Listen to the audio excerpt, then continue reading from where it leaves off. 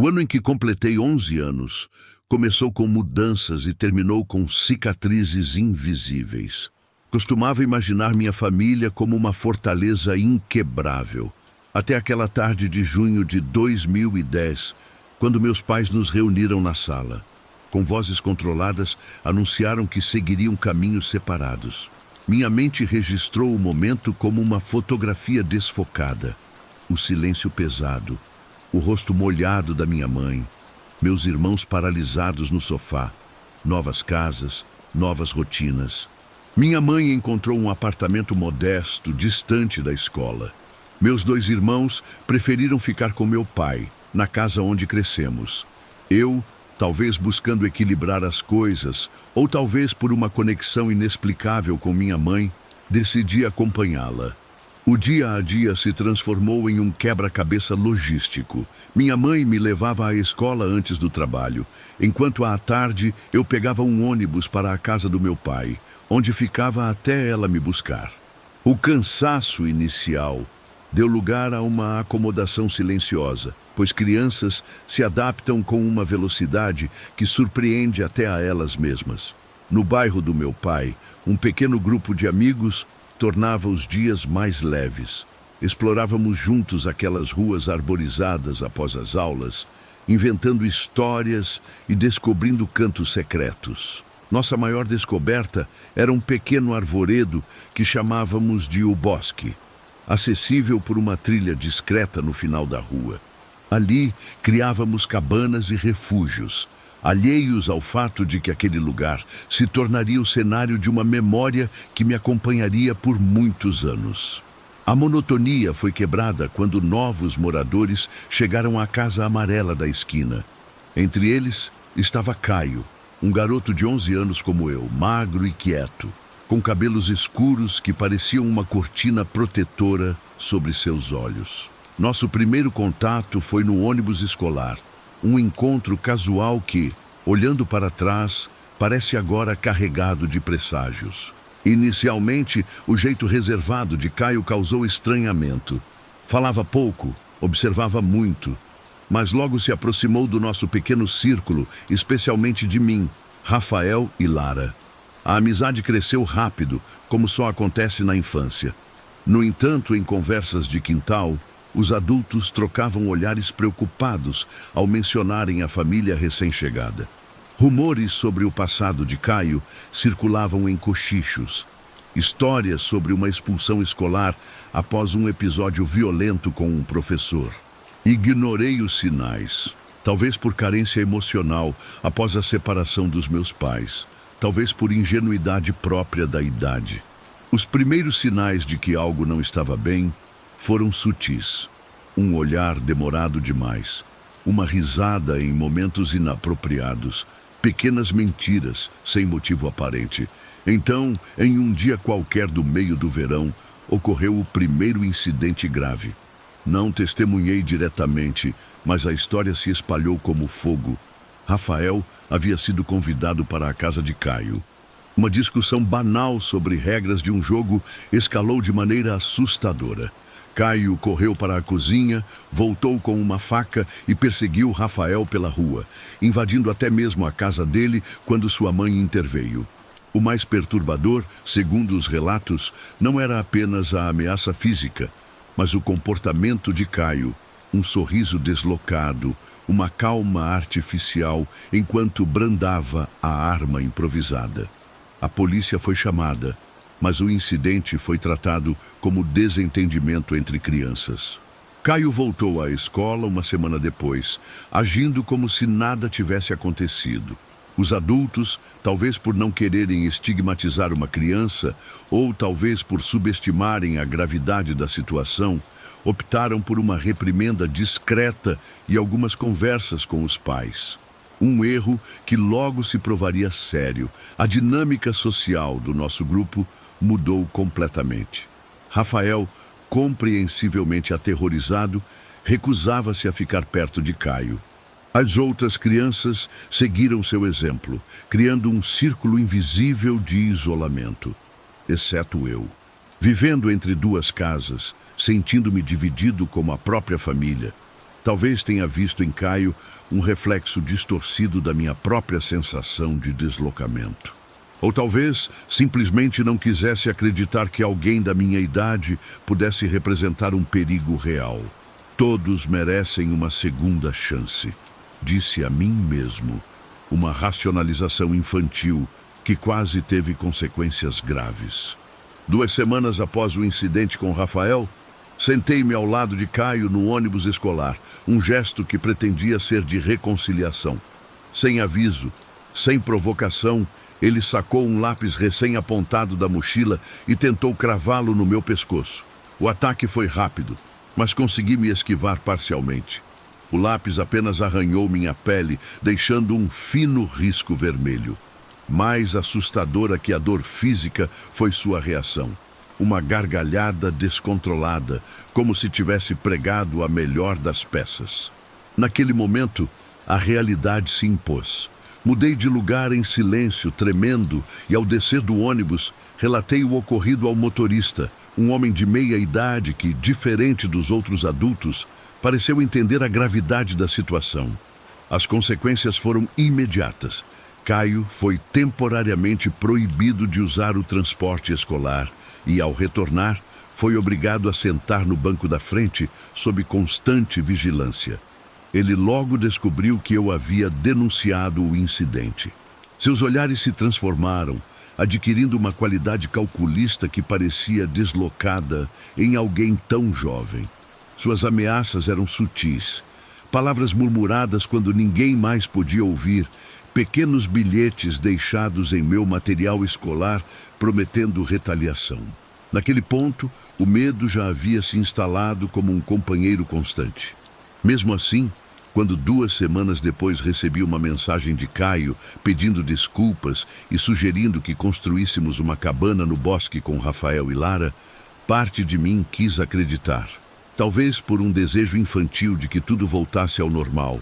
Talvez pela confusão emocional de um garoto lidando com muitas mudanças de uma só vez. A mensagem afirmava que Rafael já havia aceitado o convite, um detalhe que, em retrospecto, deveria ter acendido todos os alertas. No sábado combinado, Lara e eu nos encontramos na casa de Caio. Seus pais não estavam, outro sinal que ignorei. Ele nos recebeu com um sorriso tenso, pegou algumas ferramentas do depósito e sugeriu irmos imediatamente para o bosque. O caminho pela trilha familiar parecia diferente naquele dia, mais sombrio, mais estreito. Ao chegarmos, a ausência de Rafael se tornou evidente.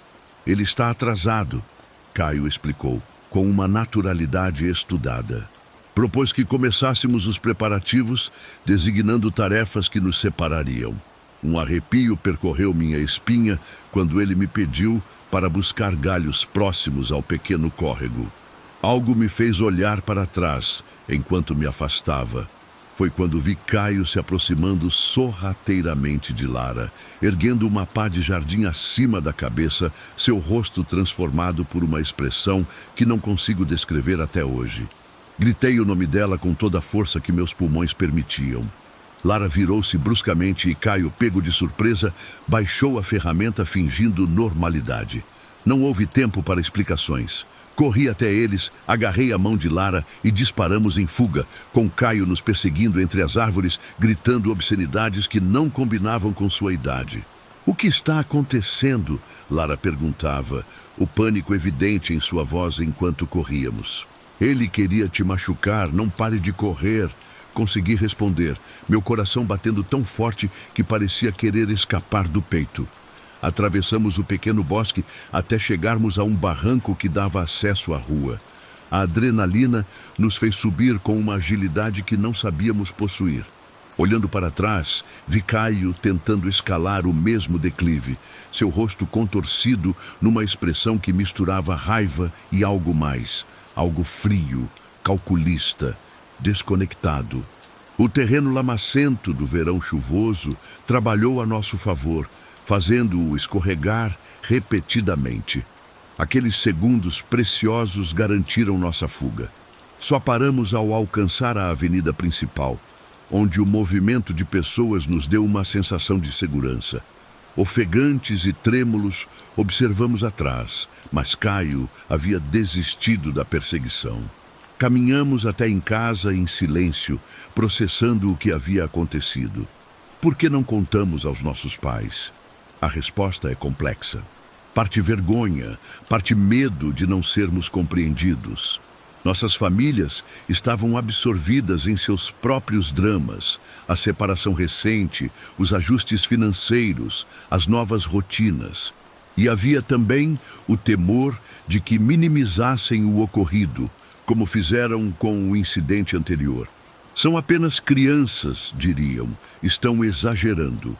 As crianças entendem muito cedo que nem sempre os adultos conseguem ver o mundo através de seus olhos. No dia seguinte, conversamos com Rafael, que confirmou nunca ter sido convidado para construir cabana alguma. A mentira de Caio ficou evidente, uma armadilha cuidadosamente planejada. O mais estranho veio depois. Caio simplesmente desapareceu. Não apareceu na escola na segunda-feira, nem nos dias seguintes. Sua casa logo exibiu uma placa de vende-se. Através de fragmentos de conversas adultas, descobrimos que um vizinho havia testemunhado parte da perseguição no bosque e alertado os pais de Caio. Aparentemente, não era a primeira vez que algo semelhante acontecia. A família se mudou rapidamente, sem despedidas ou explicações. Aquele verão marcou o fim de uma era. Alguns meses depois, meu pai vendeu a casa do bairro, mudando-se para mais perto do centro. Minha mãe conseguiu um apartamento melhor, dentro da rota do transporte escolar. A logística complicada foi substituída por uma nova rotina mais estável. A vida seguiu em frente, como sempre segue para as crianças. 15 anos se passaram desde então. Agora, aos 26 anos, quando penso naquele verão, as memórias aparecem com uma clareza perturbadora. Recentemente, impulsionado por uma curiosidade que não consigo explicar completamente, procurei por Caio nas redes sociais. Não encontrei absolutamente nada, nenhum perfil, nenhuma menção. É como se tivesse sido absorvido pelo tempo. Às vezes, quando conto essa história, percebo olhares céticos. Memórias de infância são pouco confiáveis, dizem. Tendemos a dramatizar eventos do passado. Talvez haja alguma verdade nisso. Talvez o tempo tenha ampliado certos aspectos e diminuído outros. Mas o medo que senti naquele dia no bosque, aquele medo primordial, visceral, foi real demais para ser uma fabricação infantil. Hoje trabalho como orientador escolar em uma cidade a centenas de quilômetros daquele bairro. Talvez minha escolha profissional tenha raízes naquela experiência, um desejo de estar atento aos sinais que os adultos à minha volta não conseguiram ver. Não sei o que aconteceu com Caio, que tipo de adolescente ou adulto se tornou ou que intervenções recebeu. Apenas espero sinceramente que tenha encontrado a ajuda que claramente precisava e que nossos caminhos permaneçam separados por muitas, muitas estradas.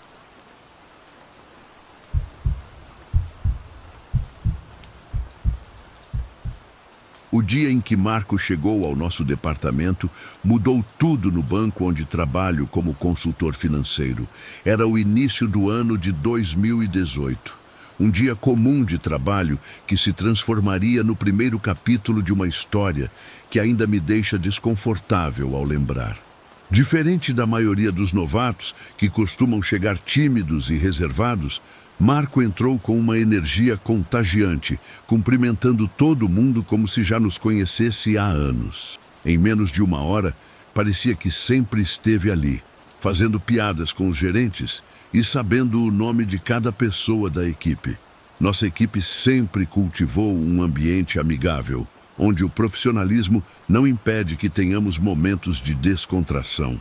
Uma tradição que mantemos religiosamente é o nosso encontro às sextas-feiras, após o expediente, no bar da esquina, onde deixamos os números e planilhas para trás. Naquela primeira sexta-feira, com Marco presente, fizemos questão de incluí-lo. Foi quando percebi seu verdadeiro talento social. Ele sabia exatamente o que dizer para conquistar cada pessoa.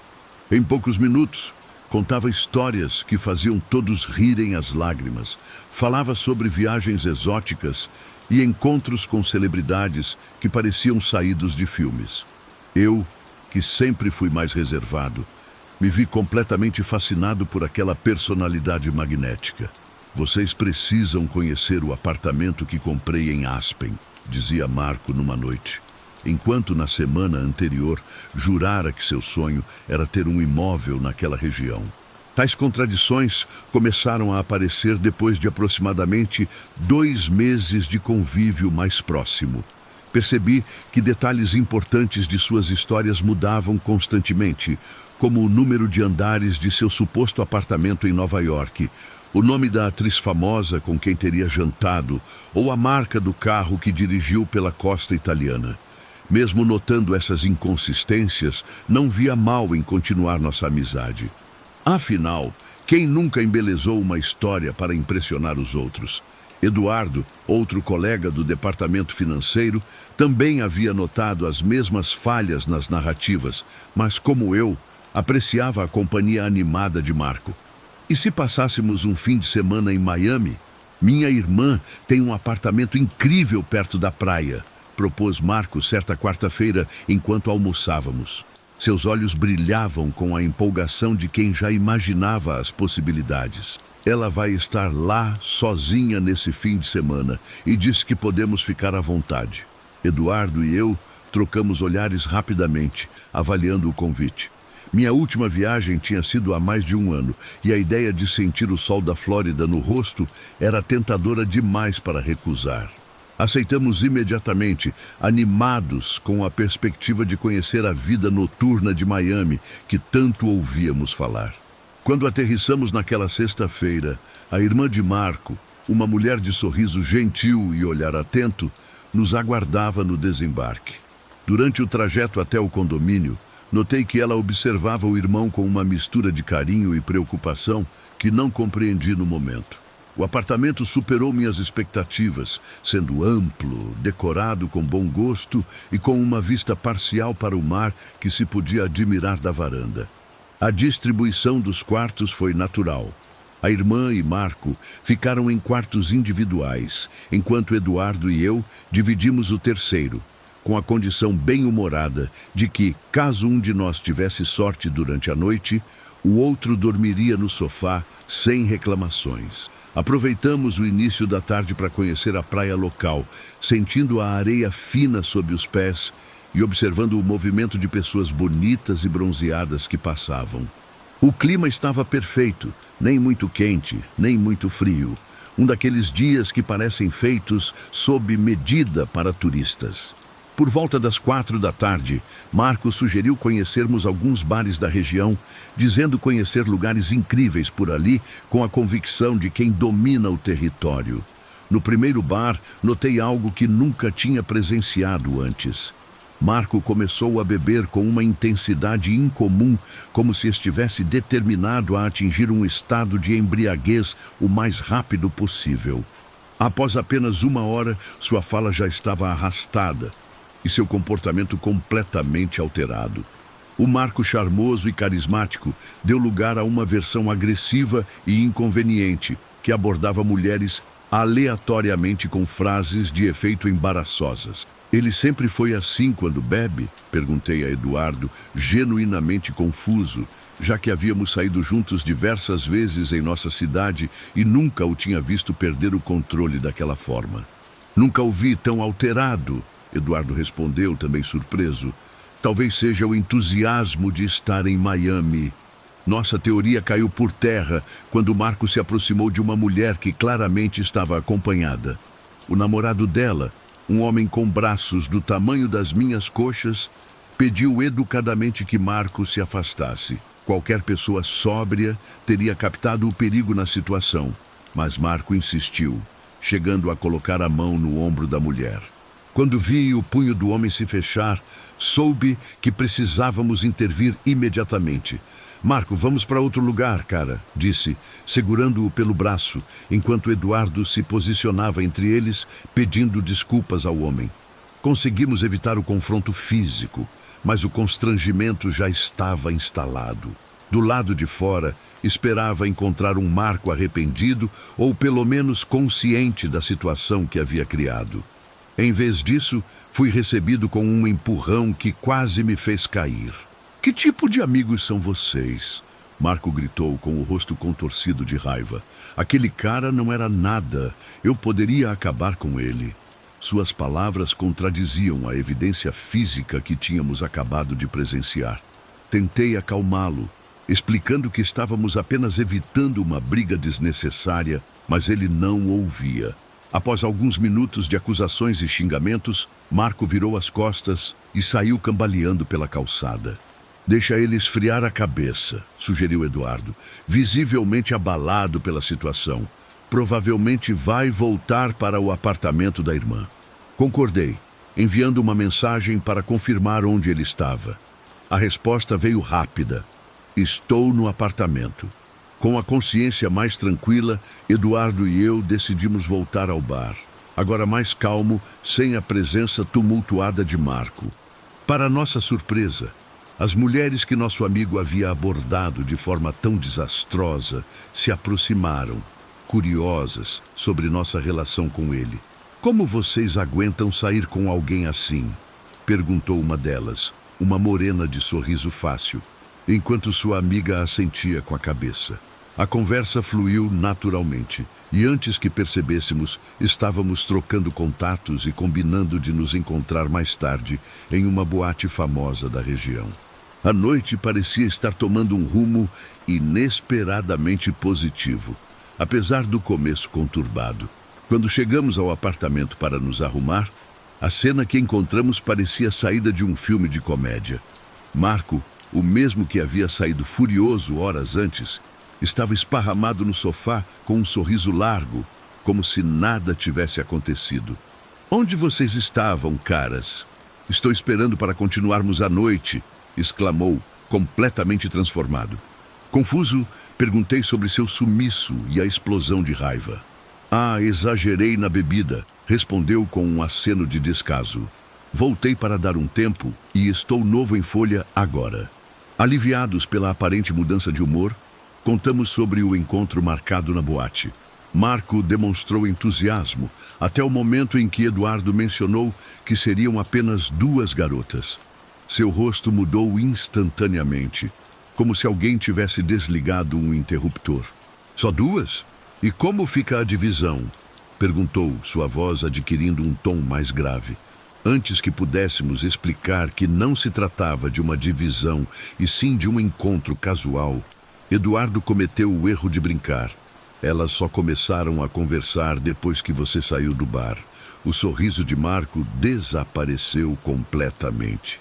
Seu rosto ficou vermelho e, sem dizer uma palavra, levantou-se bruscamente, foi para seu quarto e bateu a porta com tanta força que fez os quadros da parede tremerem.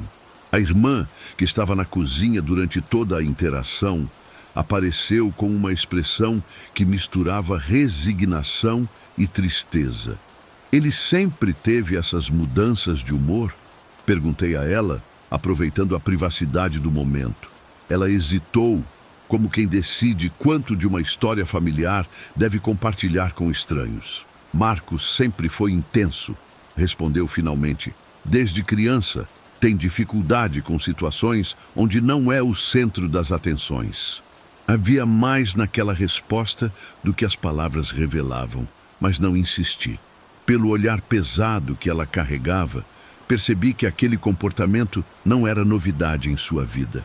Eduardo e eu discutimos brevemente se deveríamos cancelar nossos planos, mas decidimos que não seria justo conosco abandonar a noite por causa do comportamento instável de Marco. Bati em sua porta, convidando-o para se juntar a nós, mas fui recebido com um silêncio absoluto. Decidimos seguir sem ele. A boate estava no auge quando chegamos, com luzes coloridas cortando a escuridão e uma batida que reverberava no peito. Mal havíamos encontrado as garotas quando meu celular começou a vibrar insistentemente no bolso. Era Marco, enviando uma enxurrada de mensagens cada vez mais agressivas. Onde você está, seu traidor? Como ousa me abandonar assim? Vou jogar suas malas na rua. Não se atreva a voltar, Juliano. Você me paga. As mensagens continuaram, cada uma mais perturbadora que a anterior. Mostrei para Eduardo e para as garotas, que pareceram genuinamente preocupadas. Acho que precisamos voltar, sugeri, sentindo um nó no estômago. As garotas entenderam a situação e combinamos de manter contato, embora soubesse que aquela promessa provavelmente não se concretizaria. Quando abrimos a porta do apartamento, fomos recebidos por uma cena surreal. Marco estava sentado no escuro, apenas com a luz azulada da televisão desligada, iluminando seu rosto. Não se movia, apenas olhava fixamente para a parede, como se pudesse ver algo que não estava lá. Marco, está tudo bem? Perguntei, acendendo a luz. Ele virou-se lentamente, seus olhos demorando a focar em mim. Sim, respondeu com uma voz monótona que não combinava com a pessoa que eu conhecia. Estou perfeitamente bem. Levantou-se mecanicamente e foi para seu quarto, fechando a porta suavemente, algo ainda mais perturbador que as batidas anteriores. Eduardo e eu trocamos olhares preocupados enquanto nos preparávamos para dormir. Acho que ele pode estar passando por algo sério, comentei, já deitado. Talvez devêssemos sugerir que procure ajuda quando voltarmos. Se ele estivesse só bêbado, já teria passado, concordou Eduardo. Isso parece mais... Antes que completasse a frase, ouvimos um rangido no corredor. Ficamos em silêncio instantaneamente. Passos lentos se aproximavam de nossa porta, parando exatamente do outro lado. Podia jurar que ouvia uma respiração pesada através da madeira. Eduardo fez sinal para que eu ficasse quieto, apontando para a porta, indicando que Marco provavelmente estava ouvindo nossa conversa. Os passos se afastaram eventualmente e ouvimos ruídos na sala, Marco andando de um lado para o outro, falando em voz baixa, palavras incompreensíveis interrompidas por risadas ocasionais. Aproximei-me silenciosamente da porta e consegui distinguir trechos perturbadores. Juliano acha que é esperto. Juliano vai aprender. Trouxe ela para destruí-lo, seguidos por risadas que pareciam não pertencer a ele. Voltei para minha cama com o coração acelerado, relatando a Eduardo o que tinha ouvido. Não era mais uma questão de um amigo inconveniente, havia algo fundamentalmente errado acontecendo. Precisamos sair daqui amanhã cedo, decidi. Vamos procurar um hotel. Eduardo concordou imediatamente. Vou pesquisar opções enquanto finge que estamos dormindo. Eventualmente, ouvimos Marco voltar para seu quarto. A casa ficou em silêncio, permitindo que o cansaço finalmente me vencesse. Não sei quanto tempo dormi, talvez meia hora, talvez menos, quando a porta do nosso quarto foi aberta violentamente, batendo contra a parede. A silhueta de Marco se destacava contra a luz do corredor, seu corpo tenso, como o de um predador prestes a atacar. Sentei-me, tentando entender o que estava acontecendo. Marco, o que foi? Perguntei, ainda desorientado pelo sono. Não houve resposta verbal. Com uma velocidade surpreendente, ele avançou na minha direção e pulou sobre mim, suas mãos encontrando meu pescoço com uma precisão assustadora. Senti seus dedos apertando, cortando minha respiração, enquanto ele gritava incoerências sobre traição e desrespeito. Você falou mal de mim para minha irmã. Você e Eduardo estão conspirando contra mim. Você merece morrer, Juliano. A pressão em minha garganta aumentava, manchas escuras começando a aparecer em minha visão. Eduardo reagiu rapidamente, jogando-se sobre Marco e conseguindo afastá-lo o suficiente para que eu pudesse recuperar o fôlego. Enquanto Eduardo o segurava, tentei falar, tentei acalmá-lo, mas era como se estivesse em um estado completamente dissociado da realidade. A irmã de Marco apareceu na porta, provavelmente acordada pelos gritos. Havia uma tristeza resignada em seus olhos, como se estivesse testemunhando uma cena familiar. Com uma voz calma que contrastava com o caos do momento, ela conseguiu fazer com que Marco relaxasse o suficiente para Eduardo soltá-lo. Sem trocar uma palavra, Marco seguiu a irmã para fora do quarto. "Precisamos sair agora", sussurrou Eduardo, já pegando nossas malas. Concordei, ainda massageando meu pescoço dolorido. Em menos de 10 minutos, estávamos no corredor do prédio, esperando o elevador com o coração acelerado, temendo que a porta do apartamento se abrisse a qualquer momento. Um carro de aplicativo nos levou a um hotel próximo, onde passamos o restante do fim de semana, evitando sair mais do que o necessário. Na segunda-feira seguinte, de volta ao banco, cruzei com Marco no corredor. Nossos olhares se encontraram por um breve segundo antes que ambos desviássemos, fingindo que o outro não existia.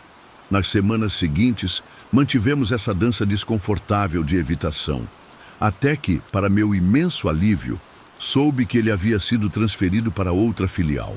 Às vezes, quando estamos reunidos no bar depois do expediente, alguém menciona Marco e um silêncio momentâneo cai sobre a mesa. Eduardo e eu trocamos olhares, mas nunca compartilhamos todos os detalhes daquele fim de semana em Miami. Prefiro lembrar aquela experiência como uma lição valiosa. Por trás dos sorrisos mais largos e das histórias mais extraordinárias, podem se esconder realidades perturbadoras que não conseguimos imaginar. Marco me ensinou a valorizar a consistência sobre o carisma e a estabilidade sobre a excitação. Uma lição que carrego comigo todos os dias.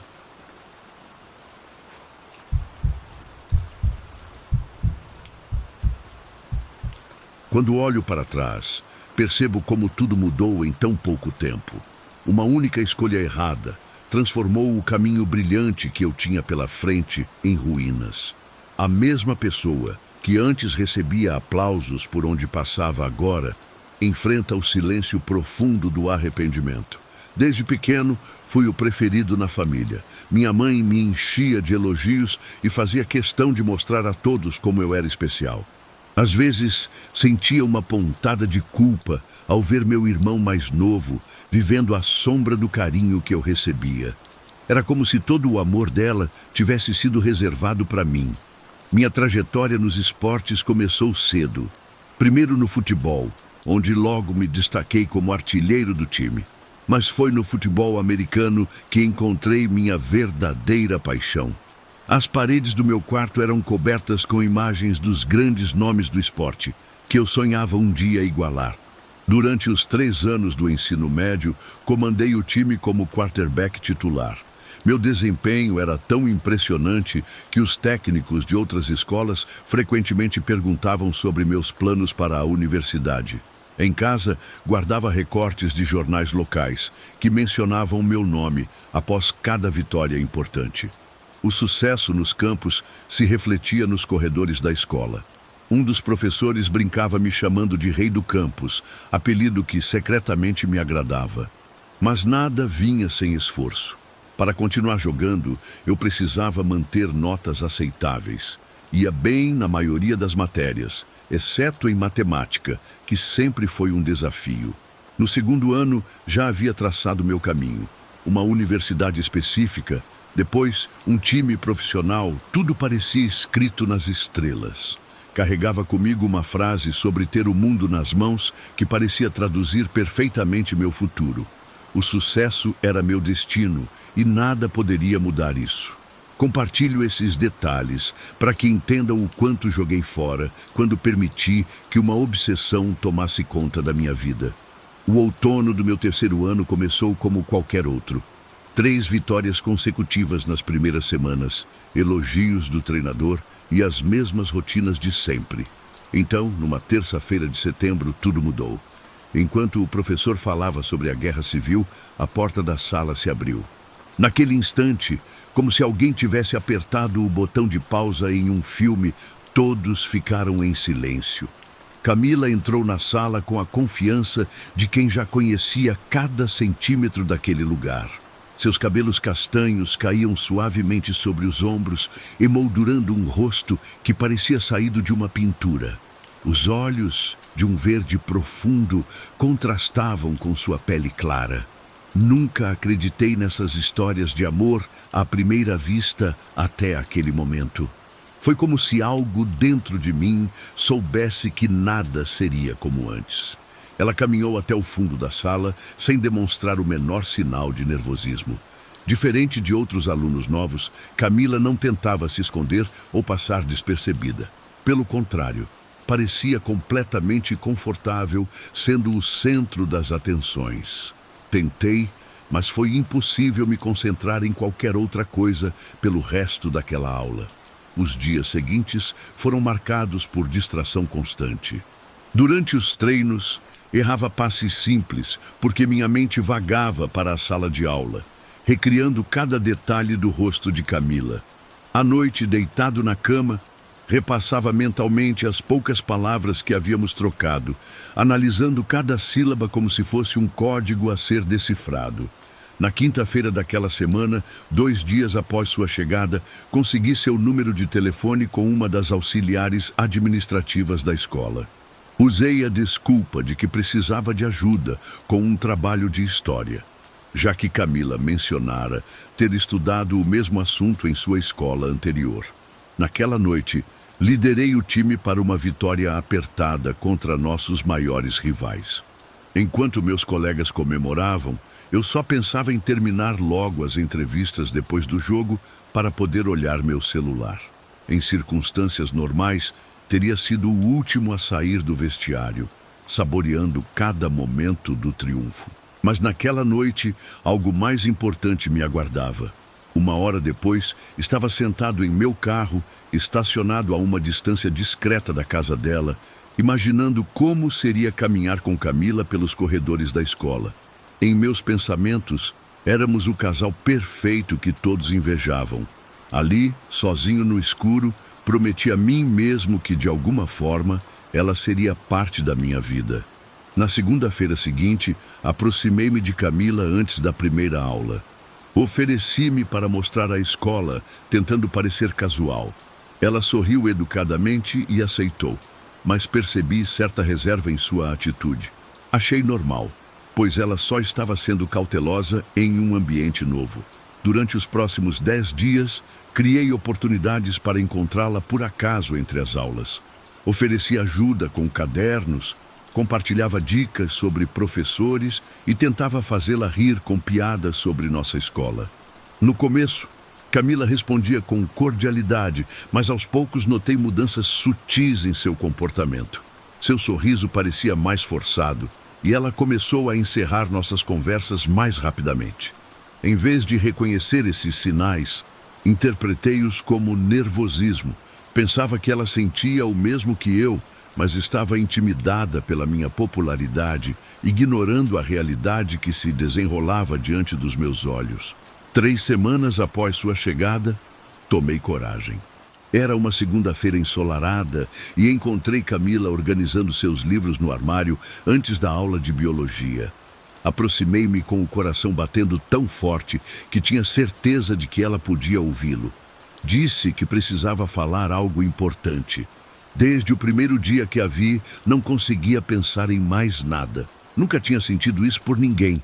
Sabia que podia parecer rápido demais, mas estava certo dos meus sentimentos. Queria que ela fosse minha namorada.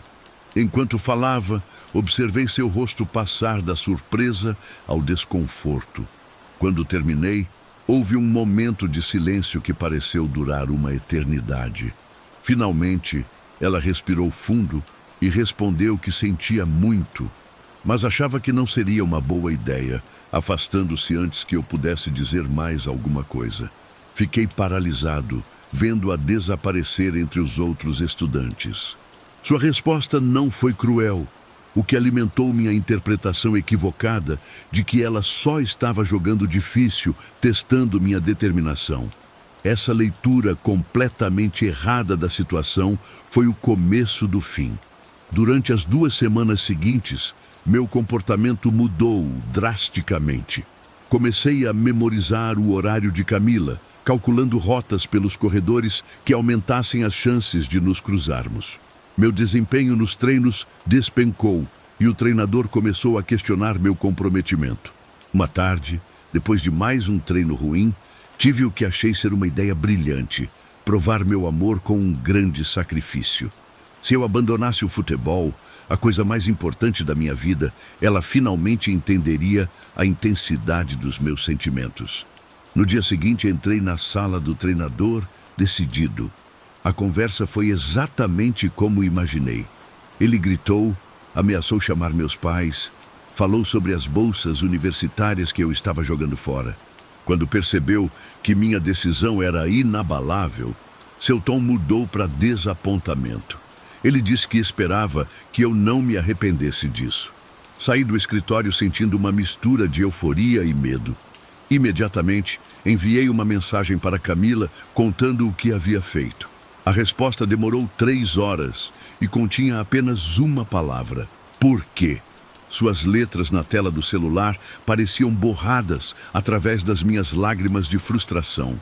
Como ela não conseguia ver, digitei rapidamente que fiz aquilo por ela, porque a amava. Cada palavra carregava o peso da minha devoção distorcida. Esperei por uma resposta que não veio. Às 8 da noite, a ansiedade era insuportável.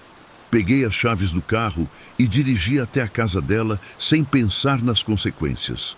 Estacionei do outro lado da rua e esperei, observando as janelas iluminadas como um predador paciente. Por volta das 10 horas, vi quando ela entrou no quarto e começou a se preparar para dormir. A luz suave do abajur projetava sua silhueta na cortina parcialmente fechada. Aquela visão despertou algo primitivo dentro de mim. Enviei uma mensagem dizendo que estava ali fora e que precisávamos conversar. Em poucos segundos, ela apareceu na janela. Vestia uma camisola clara que realçava os contornos do seu corpo. Por um breve momento, interpretei sua aparição como um convite, como se finalmente tivesse cedido aos meus sentimentos.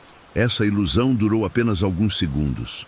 Camila começou a gritar, palavras carregadas de medo e raiva, pedindo para eu ir embora, dizendo que estava assustada e que chamaria a polícia. Sua voz tremia, mas não de paixão, de terror genuíno. Antes que eu pudesse responder, o pai dela apareceu ao seu lado. Tentei explicar-me, dizer que minhas intenções eram boas, que havia desistido de tudo por ela, mas minhas palavras foram recebidas com mais gritos. Camila soltou uma enxurrada de acusações. Disse que eu a seguia constantemente, que ignorava seus pedidos para me afastar, que enviava mensagens sem parar. Ela afirmou que tentou ser educada, mas eu não entendia, que não queria nada comigo e que eu a assustava. Pediu para o pai chamar a polícia naquele momento. A menção à polícia finalmente me fez perceber o perigo da situação. Vi luzes se aproximando ao longe e corri para meu carro. Enquanto dirigia para longe, uma tempestade de emoções me inundava. Vergonha, confusão, dor e raiva. Cheguei em casa e me tranquei no quarto. Caí na cama soluçando como nunca antes. Chorei até sentir que não havia mais lágrimas. Então, algo mudou. À medida que a madrugada avançava, minha dor se transformava em algo mais sombrio. Depois de tudo que fiz por ela, pensava repetidamente: desisti do meu futuro, me humilhei, ofereci meu coração, e ela me tratou como um criminoso. A cada hora, meus pensamentos se tornavam mais distorcidos. Ao amanhecer, não restava tristeza, apenas uma raiva fria que nunca havia sentido antes. Ela não podia me tratar assim e sair impune, concluí, enquanto observava o sol nascer. Alguém precisava mostrar a ela que ações têm consequências. Uma voz distante em minha mente tentava alertar sobre o caminho perigoso que meus pensamentos estavam tomando, mas foi facilmente silenciada. Naquela manhã, levantei-me diferente. Era como se outra pessoa habitasse meu corpo, alguém que eu não reconhecia, mas que agora controlava minhas ações. Entrei na escola com uma determinação sombria. Localizei Camila próximo à sua sala, conversando com 2 amigas. Quando me viu, O terror em seus olhos alimentou ainda mais minha fúria. Como ela podia me temer quando tudo que fiz foi amá-la? Avancei sem dizer uma palavra. As pessoas ao redor pareciam desaparecer. Havia apenas Camila e eu em um mundo suspenso no tempo. Minhas mãos encontraram seu pescoço com precisão terrível. Apertei com força, sentindo sua pulsação acelerada sob meus dedos. Seu rosto rapidamente perdeu a cor, assumindo tons de vermelho e depois roxo. Seus olhos verdes, que tanto me encantaram, agora estavam arregalados de pavor. Pequenos vasos sanguíneos rompendo-se em sua superfície. Naquele momento, senti um poder assustador, como se finalmente tivesse controle sobre algo em minha vida que estava escapando. As tentativas de suas amigas para me deter eram como mosquitos irritantes, facilmente ignorados. Só voltei à realidade quando vários alunos e um professor me derrubaram. Caí no chão frio da escola, olhando para o teto enquanto gritos distantes ecoavam pelos corredores. Em minha mente confusa, ainda achava que estava certo. Não sei quanto tempo se passou até me informarem que Camila havia sobrevivido. A notícia chegou sem provocar emoção. Eu estava anestesiado, como se observasse a vida de outra pessoa através de um vidro embaçado. Os meses seguintes foram um borrão de avaliações psiquiátricas, audiências judiciais e sessões de terapia intensiva. Fui diagnosticado com transtorno obsessivo e traços psicopáticos que nunca haviam sido identificados.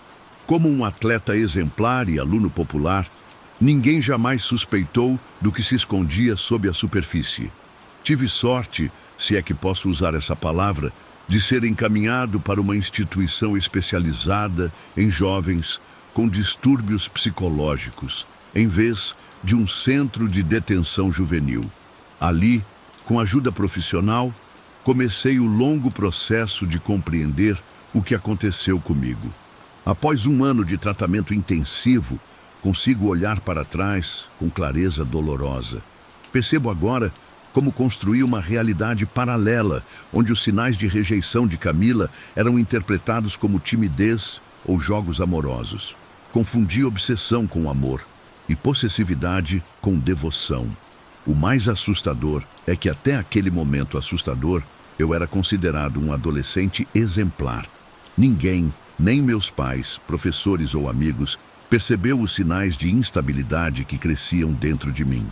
Isso me faz questionar quantas pessoas caminham por aí, aparentemente normais, carregando o potencial para atos semelhantes. Hoje, trabalho diariamente para reconstruir minha identidade longe da obsessão e da raiva. Alguns dias são mais difíceis que outros. Há momentos em que sinto aquela escuridão familiar tentando ressurgir, mas agora tenho ferramentas para reconhecê-la e contê-la. Escrevo este relato não para justificar minhas ações, elas são injustificáveis, mas para documentar minha jornada. Meu terapeuta sugeriu este exercício como parte do tratamento, para processar o que aconteceu e talvez ajudar outros a identificarem padrões semelhantes antes que seja tarde demais. Não sei o que o futuro reserva. O garoto que sonhava com estádios lotados agora espera apenas conseguir uma vida normal algum dia. Talvez possa retomar os estudos e encontrar um novo propósito. O esporte que tanto amei parece pertencer a outra vida, a outra pessoa. Camila mudou de escola e cidade, informação que recebi não para rastreá-la, mas para garantir que nunca mais nos cruzemos acidentalmente. Espero sinceramente que ela tenha encontrado paz e consiga superar o trauma que causei. O caminho para a redenção é longo e incerto. Carrego o peso das minhas escolhas e seus efeitos devastadores. Mas cada passo em direção à saúde mental é uma pequena vitória. Se minha história servir de alerta para pelo menos uma pessoa, alguém que reconheça em si mesmo ou em um amigo os primeiros sinais de obsessão, então algo de positivo terá surgido desta tragédia pessoal. A linha entre amor e obsessão pode ser tênue, mas as consequências de confundi-los podem durar uma vida inteira.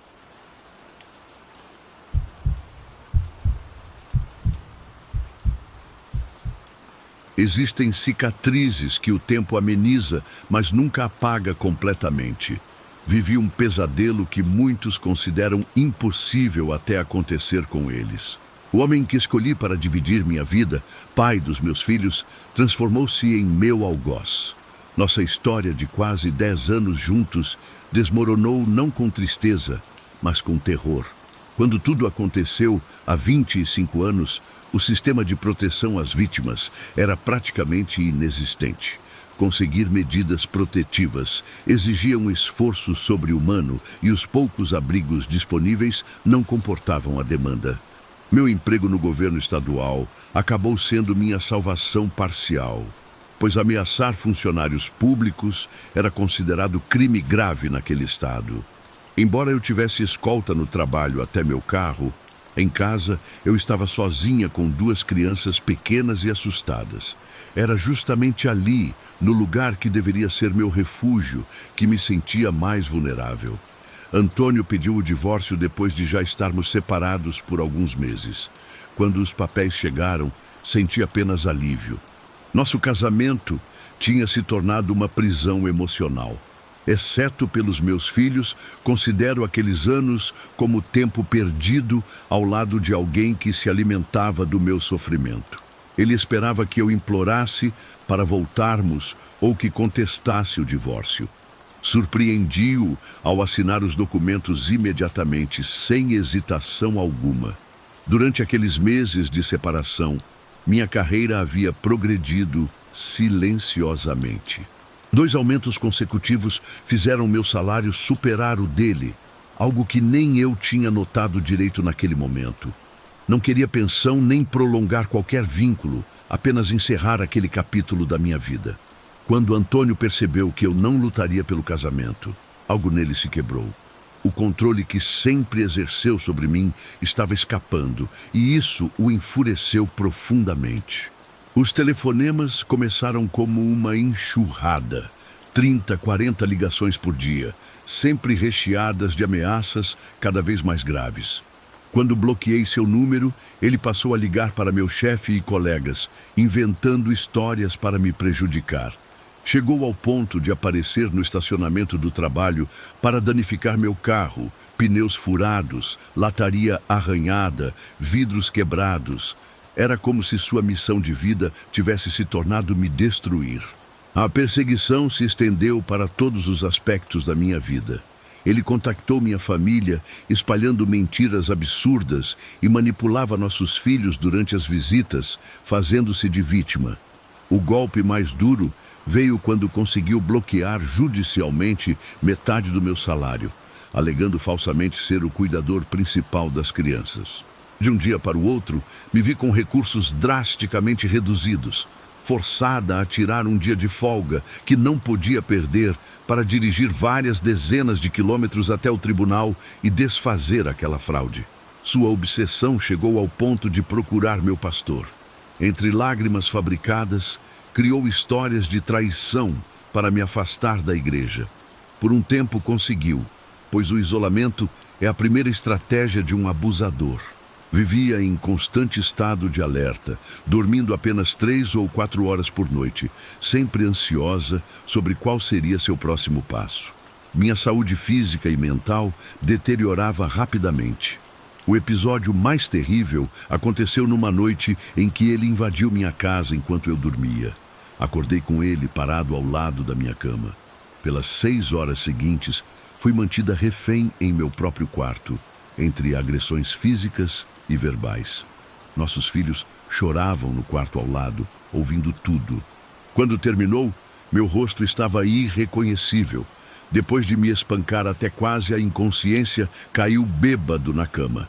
Reuni minhas últimas forças para me arrastar pela escada e ligar para a polícia. Ele só acordou quando um policial usou spray de pimenta. E confesso que aquele grito dele trouxe um estranho alívio. Foi levado algemado naquela noite, enquanto os policiais fotografavam meu rosto inchado como evidência. Sua detenção durou apenas uma noite. Ao sair sob fiança, a polícia me alertou imediatamente. Entrei em pânico ao lembrar que seu carro ainda estava na entrada da minha casa. Isso significava que ele voltaria. Mandei as crianças para a casa de minha irmã e passei a madrugada acordada, com as luzes apagadas, esperando. Por volta de 1h30 da manhã, o vi chegando sorrateiramente, olhando para as janelas. Ao perceber algum movimento dentro da casa, partiu rapidamente. Aquela foi a primeira vez que o vi demonstrar cautela. Talvez a prisão tivesse servido como um primeiro alerta. Seguindo a orientação do meu advogado, comecei a gravar as ligações. A tecnologia da época não facilitava essa tarefa, mas consegui adaptar um gravador ao telefone fixo. As ameaças continuaram por semanas, mesmo com a ordem judicial de afastamento. Cada ligação gravada fortalecia meu caso, enquanto eu tentava manter alguma sanidade para cuidar dos meus filhos. A frequência com que Antônio passava em frente à minha casa aumentou tanto que decidi me abrigar com minha mãe, que morava a cerca de 20 quilômetros. Ela vivia sozinha desde a morte do meu pai, e sua casa ficava numa rua mais movimentada, o que me dava alguma sensação de segurança. Porém, essa paz durou pouco. Uma noite, enquanto fechava as cortinas, vi seu carro passando lentamente pela frente da casa. Era como se tivesse um radar para me encontrar, não importava onde eu estivesse. Perdi o controle naquele momento. Liguei para a polícia aos gritos, dizendo que ele estava perseguindo uma senhora idosa. Curiosamente, quando as viaturas chegaram, ele havia desaparecido. Suspeitei que tivesse um scanner de rádio policial no carro. Naquela noite, não arrisquei. Peguei minha mãe e fomos para a casa de um amigo de confiança, deixando as luzes acesas para parecer que ainda estávamos lá. Minha maior preocupação era que ele pudesse machucar minha mãe para me atingir. Após semanas de tensão constante, minha amiga Denise insistiu que eu precisava de algumas horas de normalidade. Havia um festival de música no Parque Municipal, um evento familiar com muitas pessoas e segurança. Relutei, mas acabei concordando, principalmente pensando que as crianças precisavam de momentos de alegria em meio àquele caos. Levei os dois, acreditando que a multidão nos protegeria. Por um breve momento, enquanto as crianças dançavam com outras na grama e a música preenchia o ar, senti um alívio que há muito não experimentava. Foi quando avistei seu carro virando a esquina. O pânico foi instantâneo. Meus olhos procuraram desesperadamente meus filhos. Localizei meu filho de 6 anos, brincando com um grupo, mas minha filha de 8 anos não estava ali. Meu coração parou. Gritei seu nome enquanto corria em direção ao carro, não sabendo o que faria ao chegar lá. Antes que pudesse alcançá-lo, vi minha filha correndo para o veículo ao ouvir a voz do pai. Antônio estava visivelmente embriagado, com os olhos vermelhos e a fala arrastada. Por sorte, consegui segurá-la antes que entrasse. Corri para o telefone público mais próximo. Celulares ainda não eram comuns e chamei a polícia com a voz trêmula, explicando que meu ex-marido estava tentando levar meus filhos. As pessoas ao redor me olhavam, algumas com compaixão, outras com curiosidade incômoda. A polícia prometeu enviar uma viatura imediatamente e emitiu um alerta para localizar o carro dele, que já havia deixado o local. Abracei meus filhos e esperei, tremendo de medo e raiva. Na manhã seguinte, a polícia estadual ligou informando que haviam localizado o carro de Antônio em sua casa. Pedi à minha mãe que ficasse com as crianças e dirigi 60 milhas até lá em tempo recorde. Quando cheguei, havia várias viaturas cercando a pequena casa.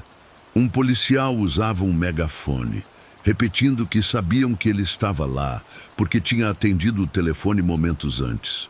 Queriam apenas garantir que não estava armado antes de entrar. Ele tem alguma arma que você saiba? Um policial me perguntou ao me ver chegar.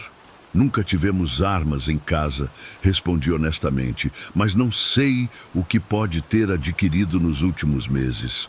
Após quase 1 hora de tentativas, a porta finalmente se abriu. Vários policiais ordenaram que ele saísse com as mãos para cima. Antônio apareceu cambaleante, com barba por fazer e olhos inchados de sono e ressaca. Estava visivelmente desorientado e pouco cooperativo. mas felizmente não resistiu à prisão. Voltei para casa emocionalmente exausta, mas com uma sensação de que aquele ciclo poderia finalmente estar chegando ao fim. Antônio aceitou um acordo judicial, liberdade condicional e tratamento obrigatório para alcoolismo em troca de não enfrentar acusações mais sérias. Acredito que aquela segunda prisão foi o ponto de virada. Ele finalmente viu que o caminho que estava seguindo só terminaria com sua morte ou prisão permanente. Nos meses seguintes, as perseguições diminuíram gradualmente. Aproveitei essa janela de relativa calma para planejar minha mudança para outro estado, onde tinha uma oferta de emprego e alguns parentes distantes que poderiam me ajudar no início. Foi a melhor decisão que tomei. A distância física finalmente quebrou seu ciclo obsessivo. Com o tempo, soube por conhecidos em comum que Antônio havia realmente buscado ajuda. Ingressou em um programa de recuperação para alcoólicos e, posteriormente, encontrou suporte em uma comunidade religiosa. Anos se passaram até que pudesse rever nossos filhos, sempre em visitas supervisionadas, a princípio. Eventualmente, reconstruiu sua vida, casou-se novamente e teve outros filhos. Quanto a mim, o processo de cura foi lento e cheio de obstáculos. Durante o primeiro ano após a mudança, qualquer carro desconhecido que passasse mais de uma vez pela minha rua me provocava ataques de pânico. Precisei de terapia e grupos de apoio para reconstruir minha confiança. Aprendi que sobreviver ao abuso é apenas o primeiro passo. Aprender a viver sem medo é uma jornada muito mais longa. Hoje, meus filhos mantêm contato limitado com o pai e conhecem seus meio-irmãos. Eu o perdoei há muito tempo, não por ele, mas por mim mesma. O perdão foi parte fundamental da minha cura. No entanto, jamais quis revê-lo. Algumas portas precisam permanecer fechadas para que outras possam se abrir. Compartilho esta história na esperança de que outras pessoas reconheçam os sinais de um relacionamento abusivo antes que se torne uma prisão. Atualmente, existem mais recursos e informações disponíveis do que quando vivi esse pesadelo. Mas ouvir relatos reais pode salvar vidas. Escolham cuidadosamente com quem compartilham sua vida e, ao primeiro sinal de controle ou abuso, busquem ajuda. O que começa como amor intenso pode facilmente se transformar em uma sombra que segue cada um de seus passos.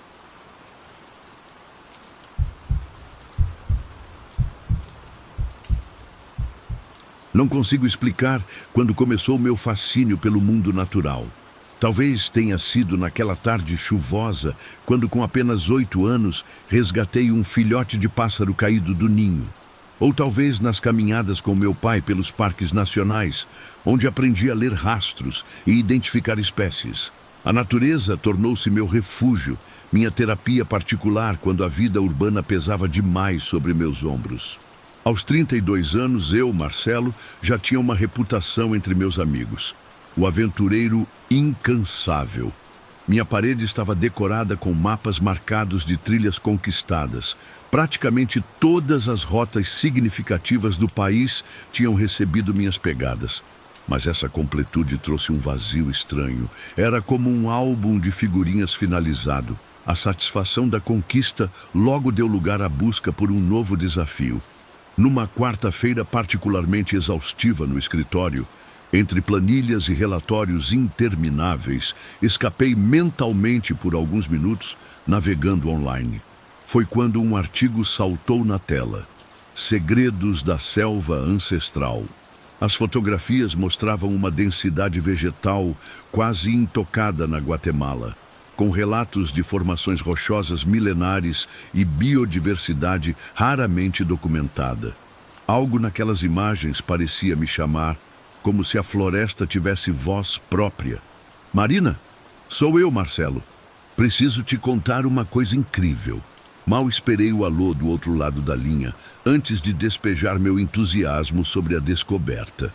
Marina, fotógrafa amadora e pragmática por natureza, respondeu com um "parece interessante", que carregava mais hesitação que empolgação.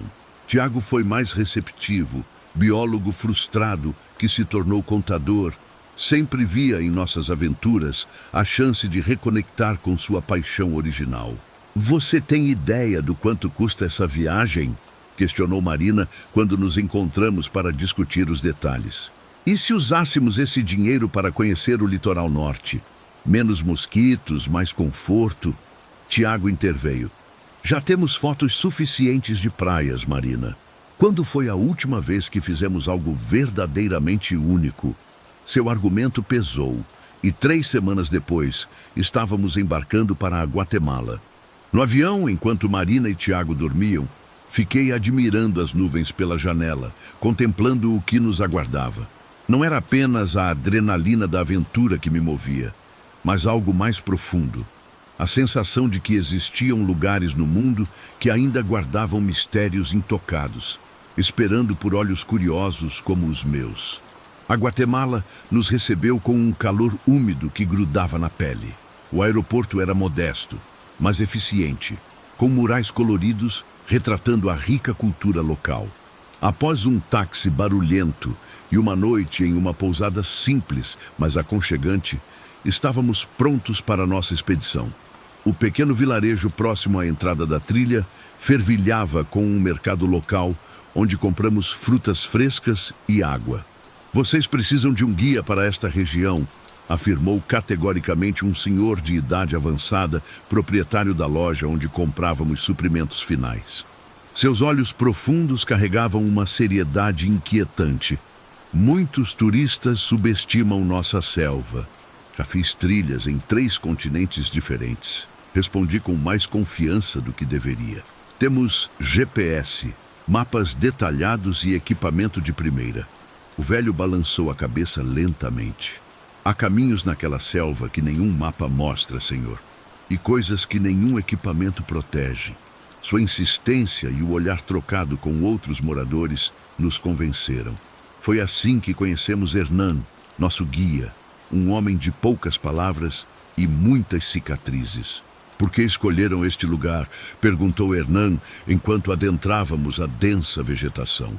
"Turistas normalmente preferem Tikal ou o Lago Atitlán. Queremos algo autêntico, não transformado para turistas", expliquei. "Li sobre uma vista do topo desta cordilheira que mostra 3 ecossistemas distintos se encontrando." Hernan assentiu. "Sim, a vista é especial, mas o caminho exige respeito." Notei que ele carregava, além dos equipamentos convencionais, um pequeno saco de tecido colorido amarrado à cintura. Quando questionado, disse apenas que era proteção tradicional. O primeiro dia de caminhada foi extenuante, mas revigorante. A umidade fazia nossas roupas grudarem no corpo, enquanto sons desconhecidos ecoavam por todos os lados, o chamado agudo de pássaros invisíveis, o ocasional estalo de galhos, o zumbido constante de insetos. Marina documentava tudo com sua câmera, enquanto Tiago coletava pequenas amostras de plantas para posterior identificação. Ao entardecer, Hernan indicou uma clareira para acamparmos. "Não saiam deste perímetro durante a noite", instruiu enquanto preparava a fogueira com uma eficiência impressionante. "A selva muda quando o sol se vai. Mudanças de temperatura e umidade afetam a atividade da fauna", explicou Tiago, sempre o cientista. "Não é só isso", murmurou Hernan, mas não elaborou. Após o jantar, Marina folheava seu livro de fotografia enquanto eu examinava o mapa da região. "Esse lugar é incrível, mas confesso que esperava mais ação", comentou ela, fechando o livro. "Podíamos explorar um pouco mais, aproveitar a lua cheia. Talvez fotografar alguns animais noturnos." Hernan, que estava verificando seu equipamento a alguns metros, levantou a cabeça abruptamente. "Nada de explorações noturnas. A trilha para o topo é longa amanhã e precisamos descansar. Só uma rápida caminhada pelos arredores", insisti. "Tiago pode identificar espécies noturnas e Marina quer algumas fotos com iluminação natural." Após muita insistência, Hernan relutantemente concordou, mas com uma condição: "Fiquem sempre juntos e dentro do alcance da minha voz. Levem o apito de emergência e retornem em 30 minutos, não mais. Animados com a pequena vitória, nos aventuramos na escuridão iluminada apenas pela lua e nossas lanternas. Os sons noturnos eram completamente diferentes, mais intensos, mais primitivos. Marina fotografava sombras de árvores contorcidas, enquanto Tiago apontava espécies de fungos bioluminescentes. Vejam aquele brilho entre as árvores. Apontei para um ponto distante. Parece algum tipo de reflexo. Intrigados, nos aproximamos lentamente, mas o brilho parecia se mover, sempre mantendo a mesma distância. Deve ser algum inseto refletindo nossa luz, sugeriu Tiago, mas sua voz traía incerteza. Vamos verificar, decidi, fascinado pelo fenômeno. Marcelo, já se passaram quase 20 minutos, alertou Marina, consultando seu relógio. Deveríamos voltar. Só mais 5 minutos, prometi, já me afastando na direção do brilho misterioso. Foi meu erro fatal. Enquanto seguia aquela luz hipnotizante, perdi noção da direção e da distância. Quando finalmente parei para me orientar, percebi que estava sozinho. Marina, Tiago, chamei, tentando controlar o pânico crescente em minha voz. Apenas o eco respondeu. Girei a lanterna em todas as direções, tentando identificar algum sinal dos meus amigos ou do caminho de volta. Foi quando percebi algo úmido sob meus pés. Inclinei a luz para baixo e meu estômago revirou. Sangue fresco, formando um pequeno riacho entre as folhas caídas. Com o coração disparado, segui o rastro vermelho contra meu melhor julgamento. O que encontrei destruiu qualquer noção de realidade que eu conhecia. Marina estava presa contra uma árvore massiva, seu corpo dilacerado, de maneiras que meu cérebro se recusava a processar completamente. Sua câmera, ainda pendurada em seu pescoço, piscava fracamente com as últimas fotografias tiradas. Um ruído nas folhagens atrás de mim me fez correr desesperadamente, sem direção, apenas movido pelo terror primordial. Tropeçando em raízes e pedras, caí violentamente, rolando por um pequeno declive até parar em outro charco viscoso. A luz trêmula da minha lanterna revelou outro corpo, um homem que não reconheci, com marcas de violência indescritível. O que está acontecendo? Gritei para a escuridão impenetrável da selva. Continuei correndo, cada sombra tornando-se uma ameaça, cada som um prenúncio de horror, até colidir com algo sólido. Meu grito ficou preso na garganta quando reconheci Tiago, tão aterrorizado quanto eu. Marcelo, graças a Deus, o que houve? Estou procurando por você e Marina há quase 1 hora. Marina está morta, consegui dizer entre respirações ofegantes. Precisamos sair daqui agora. Juntos, desorientados pelo pânico, vagamos pela selva por tempo indeterminado até avistarmos o brilho fraco de nossa fogueira. Hernan estava guardando seus pertences na mochila com movimentos rápidos e precisos. O que está fazendo? Por que está arrumando tudo? Perguntamos em desespero. Marina está morta. Encontramos outros corpos também. O rosto de Hernan endureceu. Avisei para não se afastarem. Precisamos partir imediatamente. Não havia choque em sua reação, apenas uma resignação sombria. Se quiserem ver o amanhecer, sigam-me agora e não façam barulho. O caminho de volta foi uma experiência de terror puro. Sons de perseguição nos cercavam, galhos quebrando, folhas rangendo e o mais perturbador, uma respiração profunda e rítmica que parecia se aproximar e recuar, como se estivesse brincando conosco. O que está nos seguindo? Sussurrei para Hernan enquanto descíamos uma encosta íngreme. Não fale, não pare, não olhe para trás, foi sua única resposta. Quando finalmente alcançamos os limites da vila, o céu começava a clarear. Fomos diretamente à polícia local, uma construção simples com apenas 2 oficiais de plantão. Para nossa perplexidade, eles ouviram nosso relato com uma calma perturbadora. Um deles trocou palavras em um dialeto local com Hernan, que apenas assentiu gravemente. Lamentamos sua perda, disse o policial mais velho em um espanhol pausado. Enviaremos uma equipe para recuperar os corpos. Vocês não deveriam ter entrado naquela parte da selva, especialmente após o anoitecer. Mas o que aconteceu lá? O que matou nossa amiga? Exigimos respostas. Animal selvagem, provavelmente, onça ou puma, respondeu mecanicamente, como se recitasse um texto ensaiado. Acontece ocasionalmente com turistas que não respeitam os limites. No dia seguinte, os corpos foram recuperados e os procedimentos burocráticos para repatriação iniciados. A explicação oficial citava ataque animal, mas os olhares dos moradores locais contavam outra história, uma mistura de medo, respeito e aceitação de algo que não poderia ser nomeado. De volta ao meu país, entrei em um espiral de pesadelos, insônia e ataques de pânico. O psiquiatra diagnosticou o transtorno de estresse pós-traumático, prescreveu medicamentos e sessões semanais de terapia. Desfiz-me de todo o meu equipamento de trilha e passei a evitar até mesmo parques urbanos. 6 meses depois, recebi uma pequena caixa pelo correio, sem remetente.